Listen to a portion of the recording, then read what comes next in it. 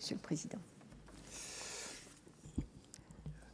Madame la présidente, monsieur le ministre, madame la rapporteure, mes chers collègues, nous examinons ce jour une proposition de loi visant à améliorer les moyens d'action de l'Agence de gestion et de recouvrement des avoirs saisis et confisqués, également dite Agrasc. Ce texte comporte aussi des mesures pour faciliter l'exercice des missions d'experts de justice.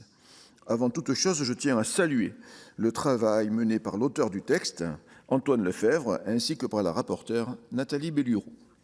Cette proposition de loi fait écho à plusieurs rapports parlementaires, comme celui des députés Jean-Luc Warsmann et Laurent Saint-Martin, ou celui de la commission d'enquête aux fins d'évaluer les outils de la lutte contre la délinquance financière, la criminalité organisée et le contournement des sanctions internationales en France et en Europe.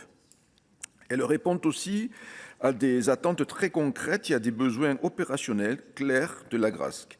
Créée en 2010, cette dernière joue un rôle central en matière de lutte contre la criminalité organisée et la délinquance financière. Dotée de 86 agents, c'est elle qui intervient en première ligne pour les saisies et les confiscations, mesures considérées comme particulièrement dissuasives, cela a déjà été dit.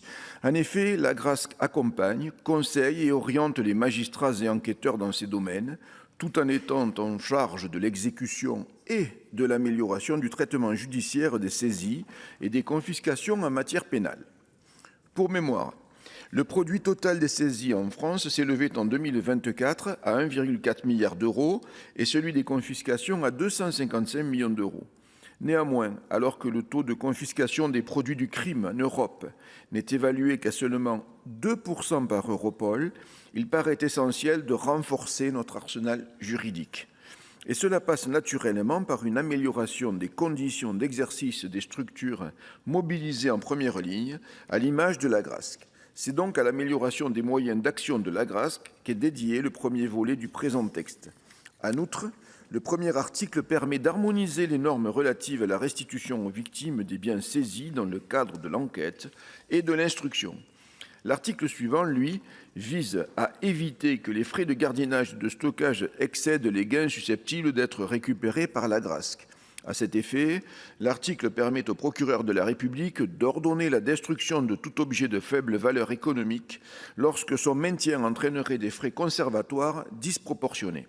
Le texte permet l'exécution provisoire des mesures prises dans le cadre des saisies, ainsi que la vente avant jugement des cryptoactifs saisis, sauf s'ils s'avèrent être adaptés à l'économie souterraine afin d'éviter qu'ils ne soient remis sur le marché.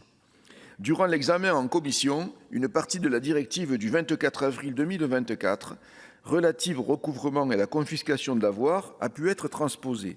En effet, l'un des articles de cette directive imposait la création d'ici fin novembre 2026 d'un cadre d'enquête post-sententiel afin de favoriser l'exécution des peines de confiscation.